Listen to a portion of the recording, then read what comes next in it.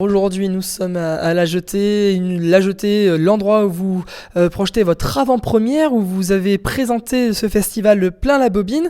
Donc je suis en compagnie de Sébastien Morez, de Manon Guérin, de Anne Lémarie. Vous êtes les organisateurs du festival Plein la Bobine. Est-ce que déjà, en quelques mots, vous pouvez nous rappeler l'objectif de l'association ?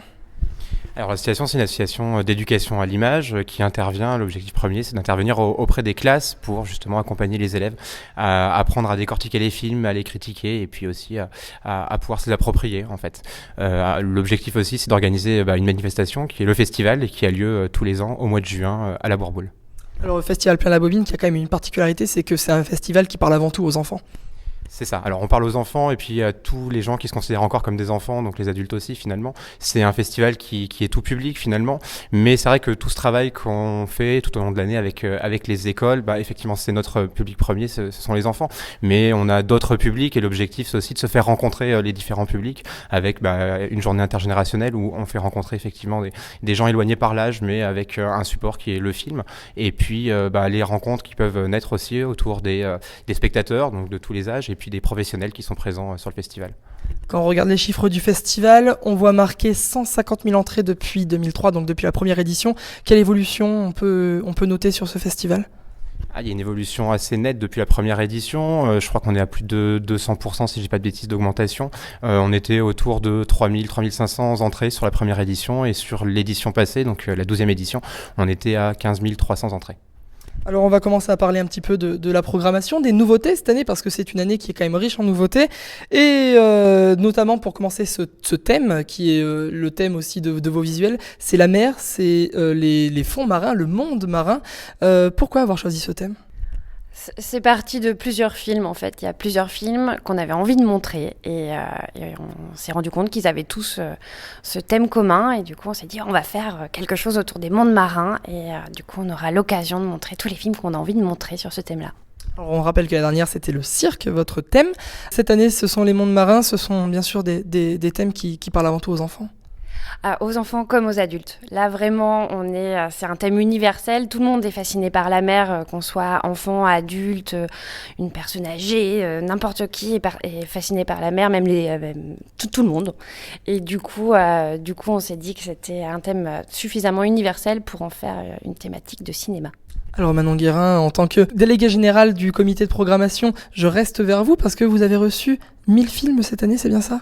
Oui, effectivement, on organise une compétition de courts-métrages, et pour cette compétition, on fait ce qu'on appelle un appel à films, et donc les réalisateurs de courts-métrages nous envoient leurs films. Donc on en a reçu plus de 1000, et sur ces 1000, on en a sélectionné une petite cinquantaine qui sont dispatchés dans la compétition de courts-métrages et dans un panorama de courts-métrages. Parce qu'il faut bien rappeler quand même que c'est pas un festival qui est quand même aussi grand que celui de Clermont-Ferrand, parce que c'est quand même la référence. Vous êtes quand même un petit festival, et 1000, c'est un chiffre énorme quand même pour un festival de cette envergure. C'est beaucoup d'heures de visionnage pour les comités de sélection, c'est beaucoup d'heures de débat aussi également, mais c'est beaucoup de plaisir à la sortie. On espère surtout que ce sera du plaisir pour le public. Alors, on était en train de parler justement de la compétition, une compétition qui sera donc présidée par un jury. Qui pourrait me dire un mot peut-être autour de ce jury ? En fait, les compétitions, elles sont jugées par plusieurs personnes. Il y a d'abord le public qui va voter pour son film préféré. Il y a ensuite des classes jurys qui sont accompagnées par des parrains tout au long de la semaine qui vont elles aussi élire leur film. Et il y a également un jury professionnel qui sont des professionnels du cinéma. Donc il y a Anne Flagel qui est une programmatrice jeune public du Festival européen du film court de Brest. Il y a ensuite Ben Vandendelle qui est un producteur belge de courts-métrages. Et il y a ensuite Bruno Bouchard qui est un collectionneur de pré-cinéma, un monsieur qui travaille également dans l'éducation à l'image, qui est un multicasquette du cinéma. Donc ça c'est pour la compétition. Maintenant on en vient aux nouveautés, et dans ces nouveautés il y a ce que vous appelez les séances spéciales. Elles sont au nombre de 2, et rien que les intitulés on va dire de ces séances spéciales, ça donne envie d'aller les voir. En fait, il y a plusieurs séances spéciales, mais effectivement, il y a 2 séances qu'on n'avait pas fait l'an passé, qui est la séance Grands Enfants et la séance Salmôme.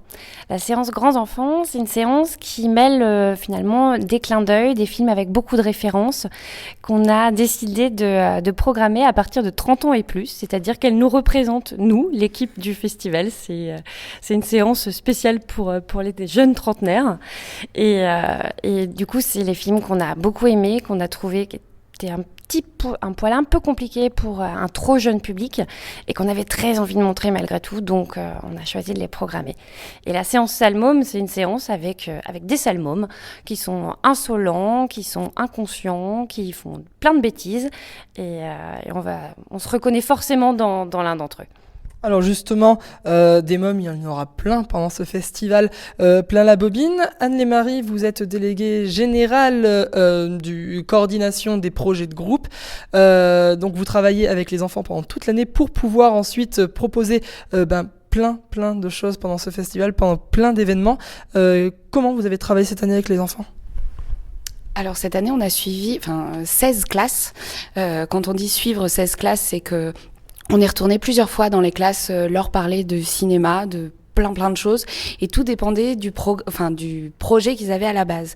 Donc on a des classes jury, 3 classes jury, une classe de tout petits, puisque ce sont des CE1 de l'école Paul Lapie à Chamalières, qui ont essayé et qui arrivent maintenant très bien de parler des films, de donner leur avis, sans critiquer l'autre, mais en critiquant le film, ce qui n'est pas simple.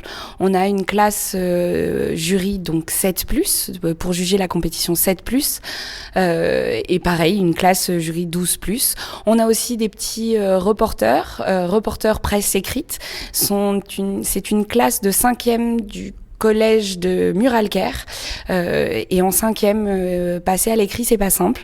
Donc cette année, ils se sont beaucoup entraînés à voir des films, critiquer les films, ou au contraire les encenser, et après passer à l'écrit tout ça. On a aussi un atelier vidéo où là, ils ont appris à manier une caméra, appris à passer sur un banc de montage, et puis essayer de rendre au mieux une interview. On a des classes programmation qui se sont mis dans la peau de programmateurs et qui ont regardé beaucoup de films, puisqu'ils en ont vu une bonne vingtaine pour en sélectionner 5-6 et essayer de monter un programme qu'ils proposent pendant le festival. Finalement, en fait, ce sont vraiment les enfants les acteurs majeurs de ce festival. C'est un festival pour les enfants et par des enfants, oui, je crois. Tout à l'heure, vous parliez des classes jury. Elles seront parrainées avec notamment un des parrains, donc il y en a 3, mais un des parrains qu'on avait reçu à Radio Coquelicot, c'est Guillaume Rieux, qui avait notamment reçu le prix du rire Fernand Reynaud à Clermont-Ferrand. Donc là, pareil, les parrains, ils ont quand même été triés sur le volet, ce sont des bons parrains. Merci. Oui, Guillaume Rieux, on l'a pas rencontré personnellement, mais on l'a eu beaucoup par mail. Et puis surtout, on a beaucoup entendu parler de lui. On l'a vu intervenir durant le festival de Clermont-Ferrand avec des adolescents. Et il est absolument fantastique quand il s'adresse à des enfants. Il est passionné d'effets spéciaux. Que vous le soyez ou pas, vous en devenez tout comme lui et vous le suivez. Et on se disait que pour accompagner les enfants dans un choix, parce que vraiment c'est un accompagnement, on ne demande pas l'avis de Guillaume Rieux ou des autres parrains, ni de l'enseignant, c'est un choix des enfants et on pensait que c'était quelqu'un de très très bien pour ça. Alors aussi peut-être un mot sur les journées intergénérationnelles, donc ça c'est quelque chose que vous avez mis en place depuis déjà plusieurs années. En quoi consistent ces journées en résumé ?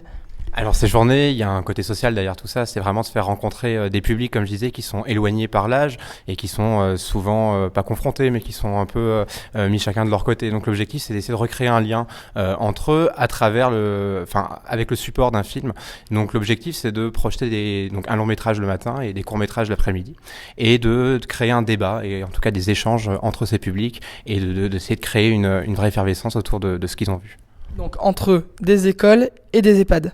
C'est ça. En fait, on travaille avec le CLIC Senior Montagne. Donc, le CLIC, c'est une association qui est sur tout le territoire auvergnat et un peu partout dans la France, et qui en fait coordonne toutes les aides et tous les intervenants qu'il peut y avoir autour des personnes âgées pour faire un peu comme un guichet unique d'information autour des personnes âgées et de leurs familles. Et donc, c'est avec eux qu'on contacte les EHPAD et qu'on les accompagne pour les faire venir au festival, ce qui est une organisation particulière. Et puis, avec les écoles du secteur aussi. Et l'objectif, c'est vraiment de créer ces échanges-là et de créer une journée assez particulière qui les change de leur quotidien, mais qui leur permettent aussi de créer un lien avec des jeunes, ce qui est souvent compliqué dans les institutions. Alors Sébastien Moras, Anne-Lémarie, Manon Guérin, on s'était déjà vu l'année dernière pour parler de ce festival. On va donc conclure cette interview avec une phrase que j'ai notée tout à l'heure pendant votre intervention avant la projection. C'est une phrase de vous, Sébastien Moras, qui disait « Le cinéma est porteur de valeurs universelles ». Qu'est-ce que vous entendez par là ? Bah, oui, je crois que très clairement, alors déjà c'est un constat, hein, le cinéma en France c'est l'art, en tout cas la forme culturelle la plus démocratique. Tout le monde est, ou presque tout le monde est allé au moins une fois au cinéma, donc on sait de quoi on parle quand on parle de ce média-là.